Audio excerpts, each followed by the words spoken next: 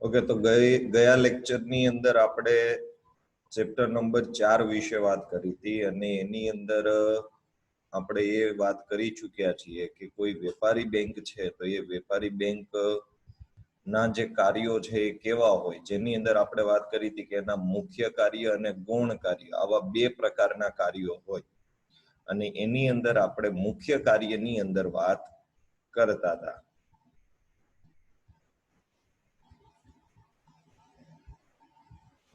તો મુખ્ય કાર્યની અંદર આપણે વાત કરી હતી કે થાપણો સ્વીકારવી અને એ થાપણો સ્વીકારવાની અંદર આપણે 4 રીતે થાપણો સ્વીકારવાની હોય છે એના વિશે વાત કરી હતી. એક બચત ખાતાની થાપણો, ચાલુ ખાતાની થાપણો, ત્યાર પછી મુદતી ખાતાની થાપણો અને રિકરિંગ ખાતાની થાપણો. ત્યાર પછી એનું બીજું મુખ્ય કાર્ય છે લોન કે ધિરાણ આપવું. હવે લોન કે ધિરાણ આપવાનું કાર્ય બેંક કરે. સાંભળજો કે જો બેંક લોન કે ધિરાણ ન આપે તો બેંકને કોઈ પણ પ્રકારની કમાણી થાય નહીં અને જો કમાણી ના થાય તો એ બેંક આપણે જે થાપણો બેંકમાં મૂકી છે એના ઉપર એ વ્યાજ આપી શકે નહીં. એટલે લોન કે ધિરાણ આપવાનું કાર્ય કે વેપારી બેંક વેપારી, ખેડૂતો કે અન્ય જરૂરિયાતમંદ લોકોને રોકાણ વધારવાના હેતુથી ઊંચા વ્યાજે ધિરાણ પૂરું પાડે છે. આ ઊંચું વ્યાજ એટલે કેટલું ઊંચું વ્યાજ? તો કે જે એ આપણને આપણી થાપણો ઉપર વ્યાજ આપે છે એના કરતા ઊંચા વ્યાજે. કોને કોને આ લોન આપે? તો કે કોઈ વેપારી છે, કોઈ ખેડૂતો છે કે બીજો કોઈ પણ અન્ય જરૂરિયાતમંદ વાળો વ્યક્તિ છે. એ જ્યારે બેંક પાસે નાણાંની માગણી કરે છે તો બેંક એમને નાણાં આપે છે, પણ કેવી રીતે? ઊંચા વ્યાજે આપે છે, જેને આપણે ધિરાણ અથવા તો લોન કહીએ છીએ. વેપારી બેંક અલગ અલગ સમયગાળા માટેનું ધિરાણ આપતી હોય. હવે જો કોઈ પણ જગ્યાએ તમને એવું કહે કે વેપારી બેંકની ટૂંકા ગાળાની લોન, તો ટૂંકો ગાળો એટલે કેટલો? તો કે જે 1 વર્ષથી ઓછો હોય તેવા સમયને ટૂંકા ગાળો કહેવાય. આ ખાસ યાદ રાખજો, એમસીક્યુ ની અંદર આવા પ્રશ્નો પૂછાઈ શકે છે કે ટૂંકા ગાળાનું એટલે કેટલા સમયનું? તો કે 1 વર્ષ કે તેથી ઓછા સમય. પછી મધ્યમ ગાળાનું એટલે 1 વર્ષથી વધુ પરંતુ 5 વર્ષથી ઓછું, એટલે કે 1 થી 5 વર્ષ સુધીની જે લોન હોય તેને મધ્યમ ગાળાની લોન કહેવાય. ત્યાર પછી લાંબા ગાળાનું કેવી રીતે? તો કે 5 વર્ષથી વધુ અને 15 વર્ષ સુધીનું જે હોય એને આપણે લાંબા ગાળાનું ધિરાણ કહીએ છીએ. તો 3 રીતે, ટૂંકો ગાળો, મધ્યમ ગાળો અને લાંબા ગાળાનો. એટલે જો ટૂંકો ગાળો છે 1 વર્ષથી ઓછો, મધ્યમ ગાળો 1 વર્ષથી 5 વર્ષ અને લાંબો ગાળો 5 થી 15 વર્ષ. જો કે 15 વર્ષ કરતા પણ વધારે સમય માટે જો બેંક લોન આપે તો પણ એને આપણે લાંબા ગાળામાં જ લઈશું. એટલે લોન છે એ ઘણી બધી અલગ અલગ રીતે આપી શકે છે. એ પછી આપણને કાર માટે હોય, ઘર માટે હોય, એજ્યુકેશન માટે હોય, કોઈને પર્સનલ કામ માટેની લોન હોય. તો એવી ઘણી બધી અલગ અલગ પ્રકારની લોન આપે છે. આના સિવાય આપણે વાત કરી હતી ચાલુ ખાતામાં એક ઓવરડ્રાફ્ટની સુવિધા પણ આપે છે. તો એ ઓવરડ્રાફ્ટ એ પણ એક પ્રકારનું લોન જ થઈ. અથવા આપણે જેને ક્રેડિટ કાર્ડ કહીએ છીએ, આ ક્રેડિટ કાર્ડ એ પણ એક રીતે આપણે એને લોન કહી શકીએ છીએ. તો બીજું કામ આપણે વાત કરી લોન કે ધિરાણ આપવાનું કાર્ય.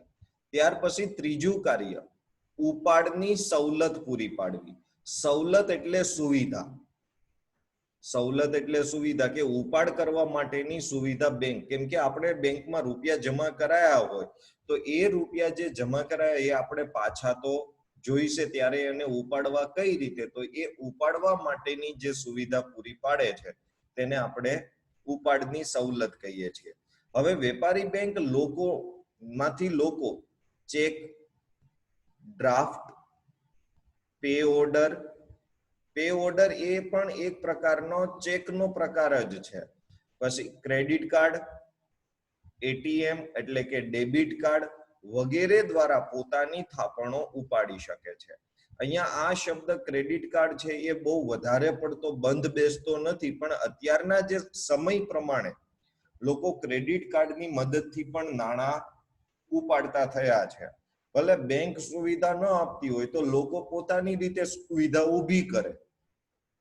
દાખલા તરીકે મારી પાસે કાર્ડ સ્વાઇપિંગ મશીન હોય, હું ફીઝ કલેક્શન માટે એ કાર્ડ સ્વાઇપિંગ મશીન રાખતો હોય, તો કોઈ પેરેન્ટ્સ પાસે ક્રેડિટ કાર્ડ હોય, એમના બાળકની પૂરી ફી ભરાઈ ગઈ હોય, તેમ છતાં એ ક્રેડિટ કાર્ડ લઈને આવે કે સાહેબ આને ઘસી દો ને 10,000 ફી પેટે લઈ લ્યો અને મને રોકડા આપી દો.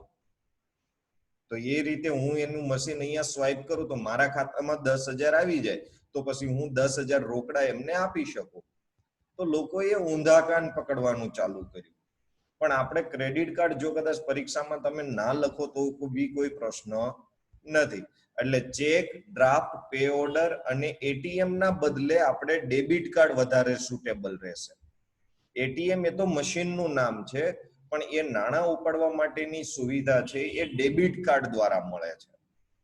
એટલે પ્રશ્ન એવો પૂછાય છે કે વેપારી બેંકો ગ્રાહકોને બેંકમાંથી નાણાં કેવી રીતે ઉપાડવાની સુવિધા આપે છે. તો એક ચેક દ્વારા આપણે એ ચેક કોઈ પણ વ્યક્તિને લખી અથવા તો પોતાના નામે સેલ્ફ ચેક લખીને પણ આપણે નાણાં ઉપાડી શકીએ. હવે ડ્રાફ્ટ, આ ડ્રાફ્ટ શબ્દ કદાચ તમારા માટે નવો હશે. તો ડ્રાફ્ટ બે પ્રકારના હોય, પણ એમાંથી આપણે જે ડ્રાફ્ટની વાત કરીએ છીએ, દાખલા તરીકે મને તમારે ફીઝ ચૂકવવાની હોય તો તમે ડ્રાફ્ટ થી પણ ચૂકવી શકો. જો તમારા ખાતામાં નાણાં પડ્યા હોય, તમારી પાસે ચેકબુક ન હોય, તમારી પાસે એટીએમ કાર્ડ ન હોય, તો પછી તમે બેંકમાં જઈ અને એક ડ્રાફ્ટ ઇસ્યુ કરાવી શકો છો મારા નામનો. હવે એ ડ્રાફ્ટ તમે જેવો ઇસ્યુ કરાવો એટલે તમને એક ચેક જેવો એક કાગળ આપે કે જેની અંદર મને તમારે કેટલા નાણાં ચૂકવવાના છે એની વિગત લખી હોય, અને એ ડ્રાફ્ટ તમે મને ચૂકવી આપો. પણ યાદ રાખજો કે ડ્રાફ્ટ માત્ર અને માત્ર તમારા ખાતામાં નાણાં પડ્યા હોય તો જ નીકાળી આપવામાં આવે છે. ત્યાર પછી પે ઓર્ડર. પે ઓર્ડર એટલે એક પ્રકારનો ચેક કે તમને એ ચેક રજૂ કરો એટલે તરત જ નાણાં મળી જાય. અને હજી એક સુવિધા બેંક દ્વારા આપવામાં આવે છે જે આમાં લખેલી નથી, એ છે ઉપાડ ચિઠ્ઠી દ્વારા, એટલે કે વિથડ્રોઅલ ફોર્મ દ્વારા. કે જે રીતે તમે નાણાં જમા કરાવતી વખતે એક સ્લીપ ભરો છો, એ ડિપોઝિટ માટેની સ્લીપ છે, તો એ જ રીતે વિથડ્રો કરવા માટેની પણ એક સ્લીપ હોય, એ પણ ત્યાં તમે ભરો. પણ એ વિથડ્રો સ્લીપમાં જેનું ખાતું હોય એ વ્યક્તિએ રૂબરૂ એ જ બ્રાન્ચમાં જવું પડે છે. તો ત્રીજી સુવિધા ઉપાડની સવલત પૂરી પાડે છે. ત્યાર પછી નંબર 4, શાખ સર્જનનું કાર્ય. આ સૌથી અગત્યનું કાર્ય છે, અને આ કાર્ય છે એ પરીક્ષા માટે પણ સૌથી અગત્યનું કાર્ય કહી શકાય. પરીક્ષામાં પૂછે કે વેપારી બેંકોનું શાખ સર્જનનું કાર્ય સમજાવો. તો વેપારી બેંક એ લોકોની પ્રાથમિક થાપણોને આધારે અનેક ગણા શાખી નાણાંનું સર્જન કરે છે. હવે સમજો કે મેં બેંકમાં 10,000 રૂપિયા આપ્યા, તો બેંક એ 10,000 માંથી, કદાચ તમને માનવામાં નહીં આવે, પણ એ 10,000 માંથી 25,000 30,000 ની લોન આપી દે.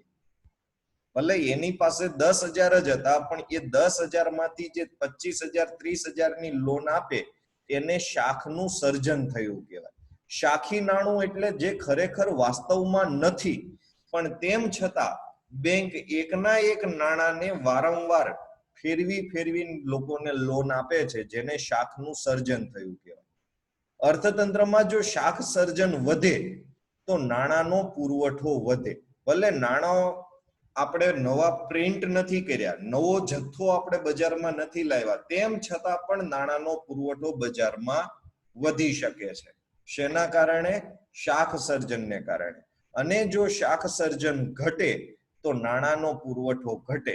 હવે યાદ રાખો કે જ્યારે નાણાંનો પુરવઠો વધે ત્યારે ફુગાવાની સ્થિતિનું સર્જન થાય, અને જ્યારે નાણાંનો પુરવઠો ઘટે ત્યારે મંદીનું સર્જન થાય. આવું તમે ધોરણ 11 ના ઇકોનોમિક્સમાં ભણી ચૂક્યા છો.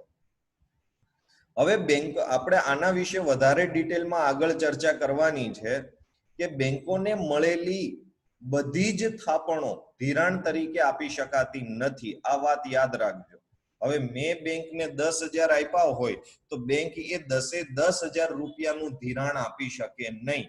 એનું કારણ છે કે 10,000 આજે મેં જમા કરાવ્યા સવારે અને હું બપોર પછી જેમાંથી 2,000 ઉપાડવા ગયો હોય તો, અને બેંકે સમજો કે સવારમાં મેં આપ્યા હતા, બપોરે બેંકે 10,000 ની લોન કોઈકને આપી દીધી, સાંજના સમયે હું એ રૂપિયા ઉપાડવા ગયો તો બેંક પાસે હશે નહીં. એટલે બેંક ને જેટલી પણ કુલ થાપણ મળે છે એ બધી થાપણોનું તે ધિરાણ તરીકે આપી શકતી નથી. તો કેટલી આપી શકે?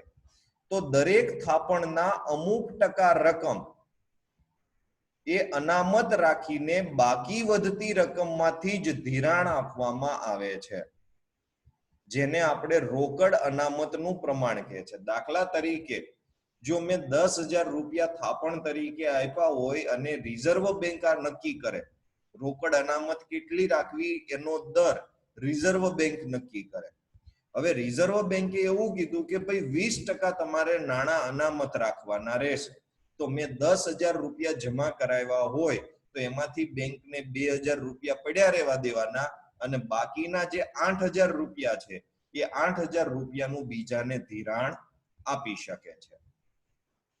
હવે જો અહીંયા એક ઉદાહરણ છે કે દાખલા તરીકે વેપારી બેંક પાસે 1,000 રૂપિયા થાપણ તરીકે આવે અને રોકડ અનામતનું પ્રમાણ જો 20% હોય તો 20% લેખે કેટલા રૂપિયા થાય? 200 રૂપિયા. 1,000 ના 20% 200. એને અનામત સ્વરૂપે રાખવાના અને બાકીના 800 રૂપિયાનું ધિરાણ કરી શકે. હવે ખાસ યાદ રાખજો, આ એક સૂત્ર છે કે શાખ સર્જન એટલે શું. એનું સૂત્ર છે કે શાખ સર્જન બરાબર પ્રાથમિક થાપણ. પ્રાથમિક થાપણ એટલે જે ગ્રાહકે બેંકમાં જમા કરાવી છે તેને આપણે પ્રાથમિક થાપણ કહીએ છીએ. એને ગુણ્યા 1/છેદમાં રોકડ અનામતનું પ્રમાણ. હવે થાય છે શું? સાંભળજો, આ એક ઉદાહરણ જે છે ને એ ઉદાહરણને થોડુંક વધારે ડિટેલમાં જઈ અને શાખ સર્જન ઉપર ફોકસ કરીએ કે જો આ 2,000 રૂપિયા બેંકને આપ્યા હતા, બેંકે એમાંથી 20% એટલે કે 200 રૂપિયા અનામત રાખ્યા અને આ 800 રૂપિયાનું બીજા વ્યક્તિને ધિરાણ કર્યું. હવે જો તમે કોઈ એ ધિરાણ લેતી વખતે તમારા કોઈ મમ્મી પપ્પા કે એમની જોડે જો ગયા હોય, તમને ખ્યાલ હોય આ ધિરાણ ક્યારેય તમને રોકડમાં આપે નહીં. એ શું કરે? એ તમને એવું કહેશે કે અમારી બેંકમાં તમારું એક ખાતું ખોલાવો અને તમારા ધિરાણની રકમ એ તમારા ખાતામાં જમા કરે. હવે સાંભળજો, એ ખાતામાં કેટલી રકમ જમા થઈ? તો કે 800 રૂપિયા. હવે આ 800 રૂપિયા એ પાછી તમારા ખાતામાં જમા થઈ એટલે એની માટેની પ્રાથમિક થાપણ થઈ. એટલે હવે શું કરશે? એ 800 રૂપિયાના 20% અનામત રાખશે, એટલે 160 રૂપિયા અનામત રાખશે અને બાકીના જે રૂપિયા છે એ બીજા કોઈ વ્યક્તિને લોન તરીકે આપશે. હવે એને પણ કઈ રોકડા નહીં આપે, એ પણ એના બેંકના ખાતામાં રાખશે અને એમાંથી પાછું 20% અનામત રાખશે અને બાકીની રકમ છે એ લોન તરીકે આપશે. તો વિચારો કે આ 1,000 રૂપિયાનું શાખ સર્જન કેટલું થાય? તો જો 1,000 રૂપિયાનું શાખ સર્જન કરવું હોય તો કઈ રીતે ગણતરી કરશો?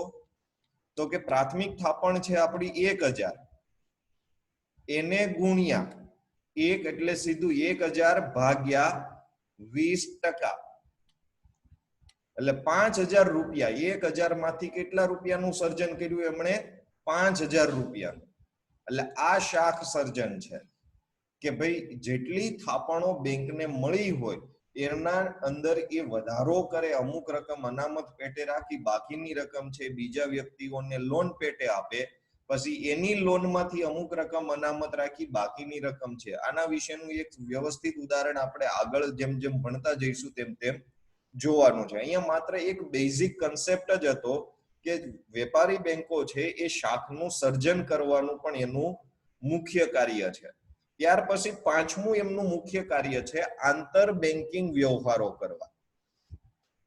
હવે આંતર બેન્કિંગ, જો આપણે આ આંતર શબ્દથી પરિચિત છીએ. કેવી રીતે? તો કે તમે એક શબ્દ સાંભળ્યો છે આંતરરાષ્ટ્રીય. આંતરરાષ્ટ્રીય 2 શબ્દનો બનેલો શબ્દ છે, આંતર વત્તા રાષ્ટ્રીય.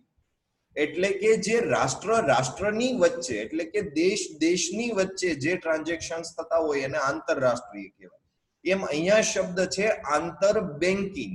તો બે બેંકો વચ્ચે જે વ્યવહારો થતા હોય એને આંતર બેન્કિંગ વ્યવહારો કહેવાય. બેંકોની વચ્ચે જે થતા હોય. હવે એક બેંક બીજી બેંકને મધ્યસ્થ બેંક દ્વારા ટૂંકા ગાળા માટે ધિરાણ પૂરું પાડે તો તેને કોલ મની કહેવાય. આ કોલ મની વિશે તમે ધોરણ 11 માં ભણી ગયા છો કે માંગે એટલે તરત જ ચૂકવવા માટે આ બેંક છે એ બંધાયેલી છે. હવે દાખલા તરીકે વાત કરીએ તો આપણા વિસ્તારમાં કોઈ બે બેંકો છે, એમાંથી એક બેંક પાસે રોકડ નાણાં છે એ ખૂટે છે. તો એ થોડા સમય એટલે કે 24 કલાક માટે શું કરે કે મધ્યસ્થ બેંકને વચ્ચે રાખી અને બાજુમાં બીજી કોઈ બેંકની બ્રાન્ચ હોય એમાં વધારાની રોકડ પડી હોય તો એની પાસેથી એ 24 કલાક માટે વાપરવા લે તો આપણે તેને કોલ મની કહીએ છીએ.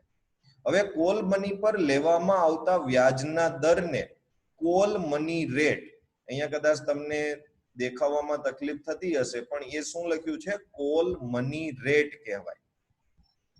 એટલે કોલ મની રેટ એટલે શું એવો પ્રશ્ન પૂછાય. જો કે એવો પ્રશ્ન સાવ પૂછાતો તો નથી પણ કદાચ ને પેપર સરળ બનાવવા માટે પૂછી લે, પણ જો આપણું ધ્યાન ન હોય તો એ સરળ બનાવેલું પેપર આપણા માટે અઘરું થઈ જાય. તો કોલ મની રેટ કોને કહેવાય? તો કે કોલ મની પર લેવામાં આવતા વ્યાજના દરને, સાંભળજો, વ્યાજનો દર એવો શબ્દ વાપરવો પડે, ખાલી વ્યાજ ન વાપરી શકાય. ખાલી વ્યાજ ન વાપરી શકાય, નહીતર ઘણા બધા લોકો એવું લખે કે કોલ મની પર લેવામાં આવતા વ્યાજને કોલ મની રેટ કહેવાય. નહીં, કોલ મની પર લેવામાં આવતા વ્યાજના દરને આપણે કોલ મની રેટ કહીએ છીએ. આ હતા બેંકના મુખ્ય કાર્યો. 5 મુખ્ય કાર્યો કયા? પહેલું કાર્ય આપણે વાત કરી હતી થાપણો સ્વીકારવાનું કાર્ય. બીજી વાત કરી ધિરાણનું કાર્ય. ત્રીજી કીધી ઉપાડની સવલતો આપવી. ચોથું કીધું શાખ સર્જનનું કાર્ય. અને પાંચમું વાત કરી આપણે આંતર બેન્કિંગ વ્યવહારો કરવા. આ 5 કાર્ય કોઈ પણ બેંકે કમ્પલસરી કરવા પડે. આના વગર એ બેંક છે એ બરાબર રીતે ચાલી શકે નહીં. હવે વાત કરીએ ગૌણ કાર્ય. હવે ગૌણ કાર્ય એટલે શું? તો કે એ બેંક પોતે ચાહે તો પોતાના ગ્રાહકોને આવી સુવિધા આપી શકે, પણ એના માટે એ કમ્પલસરી નથી.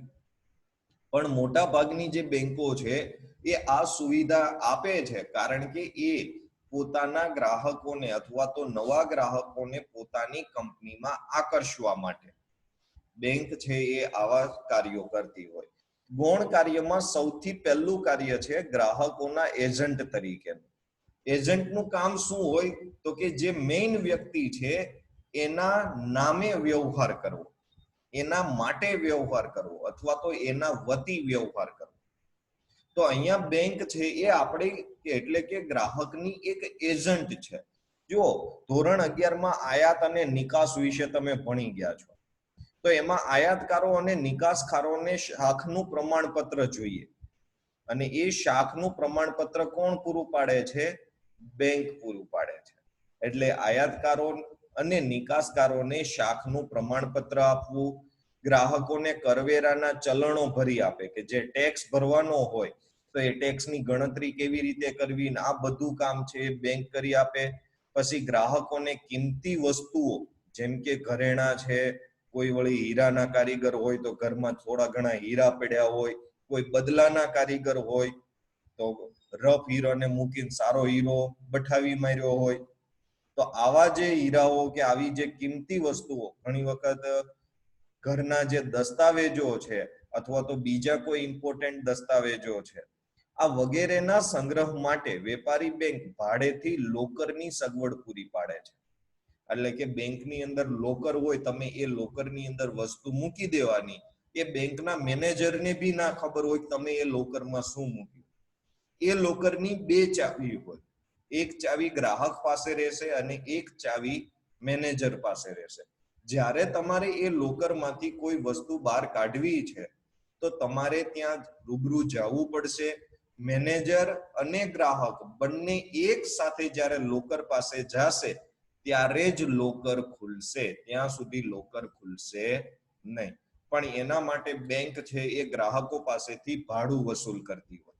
પણ આ એનું ગૌણ કાર્ય છે. હવે બધી બેંકો લોકરની સુવિધા આપતી નથી, એટલે આ એનું ગૌણ કાર્ય છે, ભાડેથી લોકરની સગવડ પૂરી પાડવી. ત્યાર પછી નાના કદની આર્થિક પ્રવૃત્તિઓ માટે ખૂબ ઓછી મૂડીનું ધિરાણ લોકોને આપે છે.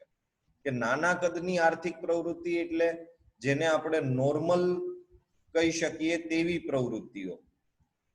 હવે નોર્મલ પ્રવૃત્તિઓ કોને કહેવાય? તો કે દાખલા તરીકે પાણીપુરીની લારી વાળો હોય, એને કદાચ જોઈતી હોય તો વધીને 15-20 હજારની લોન જોઈતી હોય, તો આ નાના કદની આર્થિક પ્રવૃત્તિ છે. કોઈ ગૃહ ઉદ્યોગ છે, તો એના માટે ખૂબ ઓછી મૂડીની જરૂર પડે, તો એવી જગ્યાએ પણ તેઓ ધિરાણ આપે છે. ત્યાર પછી વાત કરીએ છીએ નંબર 2, આધુનિક સેવાઓ પૂરી પાડવી. આધુનિક એટલે કે અત્યારની જે લેટેસ્ટ ટેકનોલોજી છે, એ લેટેસ્ટ ટેકનોલોજીનો ઉપયોગ કરી અને ગ્રાહકોને વધુમાં વધુ સારી સુવિધાઓ મળી રહે તેવી વ્યવસ્થા કરવી. કે આધુનિક સમયમાં ચેક કે ચલણ વાપર્યા વગર વ્યક્તિના એક બેંક ખાતામાંથી બીજી બેંકના ખાતામાં નાણાંની ઇલેક્ટ્રોનિક હેરફેર માટે NEFT. હવે NEFT નું પૂરું નામ છે નેશનલ ઇલેક્ટ્રોનિક ફંડ ટ્રાન્સફર. પ્રશ્ન યાદ રાખજો, પરીક્ષામાં પૂછાઈ શકે. NEFT અને RTGS, આ બે નામ ખાસ તો યાદ રાખી લેવાના.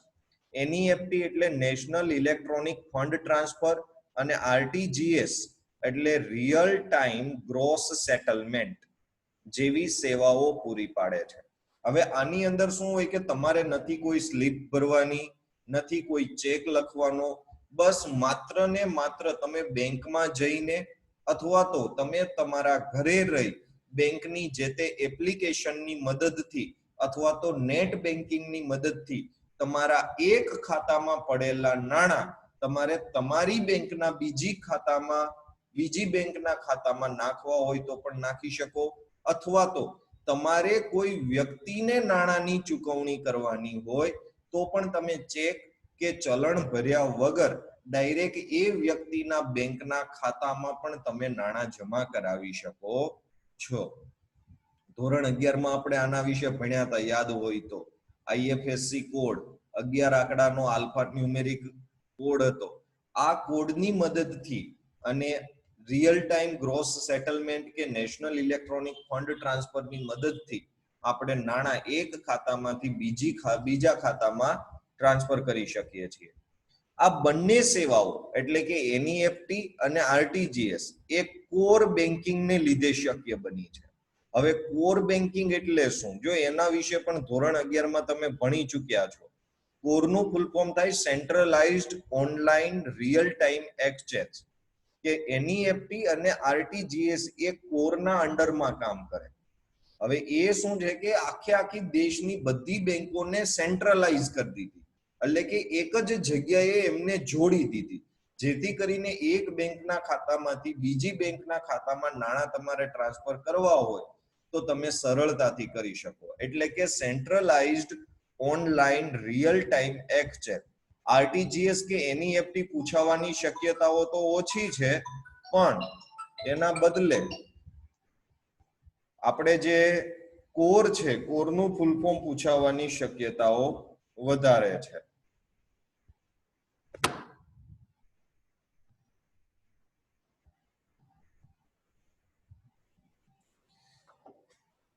એટલે centralised online real time exchange એ બેન્કિંગને લીધે આપણે આ NEFT અને RTGS જેવી સુવિધાઓ છે એ યુઝ કરી શકીએ છીએ. ત્યાર પછી લોકોને મોબાઈલ બેન્કિંગ અને ઇન્ટરનેટ બેન્કિંગ જેવી સેવાઓ પણ પૂરી પાડે છે. આ બંને સેવાઓથી આપણે પરિચિત છીએ. મોબાઈલ બેન્કિંગ એટલે કે મોબાઈલનો યુઝ કરીને આપણે આપણા ટ્રાન્ઝેક્શન્સ કરી શકીએ છીએ, કે ઇન્ટરનેટનો યુઝ કરીને, જેમાં ઇન્ટરનેટ માટેનું લોગિન ID પાસવર્ડ આપણી પાસે હોવું જરૂરી છે. કે લોગિન ID પાસવર્ડ આપણી પાસે હોય તો એની મદદથી પણ આપણે આપણા ખાતાને હેન્ડલ કરી શકીએ છીએ. ત્યાર પછી લોકોને ડીમેટ ખાતાની સગવડ પૂરી પાડે છે. ડીમેટ ખાતું એટલે જેને આપણે ડીમટીરિયલાઇઝેશન કહીએ છીએ, કે શેર બજારમાં જો તમારે શેરની ખરીદી કે વેચાણ કરવું હોય તો તમારી પાસે ડીમેટ ખાતું હોવું જરૂરી છે. અને આ ડીમેટ ખાતું એ આપણને જે તે બેંક એ આપણને ખોલી આપે છે. તમે ધોરણ 12 ની અંદર એસપીસીસી ની અંદર પહેલા ચેપ્ટર ની અંદર પાર્ટ 2 માં શેર બહાર પાડવા ને એ બધા વિશે ભણ્યા છો. એની અંદર તમે આ ડીમેટ ખાતાનું ઇમ્પોર્ટન્સ શું છે એ બહુ સારી રીતે જાણો છો. તો લોકોને ડીમેટ ખાતાની જે સુવિધા છે એ સુવિધા પણ આ બેંક વેપારી બેંકો દ્વારા પૂરી પાડવામાં આવે છે. ત્યાર પછી હવેનો પ્રશ્ન છે કે વેપારી બેંકના અસ્તિત્વ વિશે સમજાવો કે ભાઈ વેપારી બેંકનું અત્યારે અસ્તિત્વ શું છે, ભારતમાં શું સ્થિતિ છે. તો આપણે જાણીએ કે ભારતમાં વેપારી બેંકો જાહેર અને ખાનગી બંને પ્રકારની જોવા મળે. જાહેર બેંકો એટલે કે જેની પાછળ લિમિટેડ શબ્દ હોય અને લોકો એમના શેર હોલ્ડરો હોય, અથવા તો જેમાં સરકારનો હિસ્સો વધારે હોય એવી બેંકો એટલે જાહેર બેંકો. અને જેમાં ખાનગી લોકોનો હિસ્સો વધારે હોય એવી ખાનગી એટલે કે સરકારી બેંક અને પ્રાઇવેટ બેંક, આપણે આવા શબ્દોથી એને ઓળખીએ છીએ. હવે વર્ષ 1991 ના આર્થિક સુધારા બાદ, હવે આપણે જાણીએ છીએ કે 1991 માં 3 આર્થિક સુધારાઓ થયા હતા. એમાં ખાનગીકરણ, ઉદારીકરણ અને વૈશ્વિકીકરણ, આના વિશે તમે ભણી ચૂક્યા છો. આ સુધારા બાદ ભારતમાં ખાનગી ક્ષેત્રમાં આંતરરાષ્ટ્રીય બેંકોનો પ્રવેશ થયો હતો. ત્યાં સુધી 1991 સુધી ભારતમાં એક પણ આંતરરાષ્ટ્રીય બેંક નહોતી. આ 1991 પછી ખાનગી ક્ષેત્રની અંદર આ આંતરરાષ્ટ્રીય બેંકો આવી અને આરબીઆઈ ના 1994 ના ધારાની બીજી અનુસૂચિમાં પ્રવેશ પામી હોય તેવી બેંકોને શેડ્યુલ્ડ બેંકો કહેવાય. હવે જુઓ, એસપી ની અંદર પણ આપણે ઘણી બધી જગ્યાએ શબ્દ વાપરીએ છીએ કે સેક્રેટરીએ શેડ્યુલ્ડ બેંકમાં ખાતું ખોલાવવું. હવે આ શેડ્યુલ્ડ બેંક એટલે શું? તો કે જે આરબીઆઈ નો જે કાયદો છે, જે 1994 નો કાયદો કહેવાય, એની બીજી અનુસૂચિમાં એટલે કે એના બીજા નંબરના લિસ્ટમાં જે બેંકોના નામ હોય એને શેડ્યુલ્ડ બેંક કહેવાય. હવે આપણે જાણીએ છીએ કે આ શેડ્યુલ્ડ બેંકો બે પ્રકારની હોય. એક વેપારી બેંકો કે જેના વિશે આપણે વાત કરી, અને બીજી સહકારી બેંક કે જે સહકારની ભાવનાથી ચાલતી હોય. હવે જે વેપારી બેંક છે એના પાછા અલગ અલગ પ્રકારો છે કે જેમાં જાહેર ક્ષેત્રની વેપારી બેંક, ખાનગી ક્ષેત્રની વેપારી બેંક, ભારતમાં કામ કરતી વિદેશી બેંક એટલે કે જે મૂળ છે વિદેશની પણ કામ આપણા ભારતમાં કરે છે, તો એવી ભારતમાં કામ કરતી વિદેશી બેંક, અને પ્રાદેશિક ગ્રામીણ બેંક એટલે કે પોતાના રૂરલ એરિયામાં માત્ર એક નાના વિસ્તાર પૂરતી કામ કરતી હોય તેવી પ્રાદેશિક ગ્રામીણ બેંકો. આવી બધી બેંકોના પ્રકારો થશે. આજના વિડીયોમાં બસ આપણે અહીંયા સુધી રાખીએ છીએ. જો કોઈને કઈ પ્રશ્નો હોય તો તમે પ્રશ્નો પૂછી શકો છો.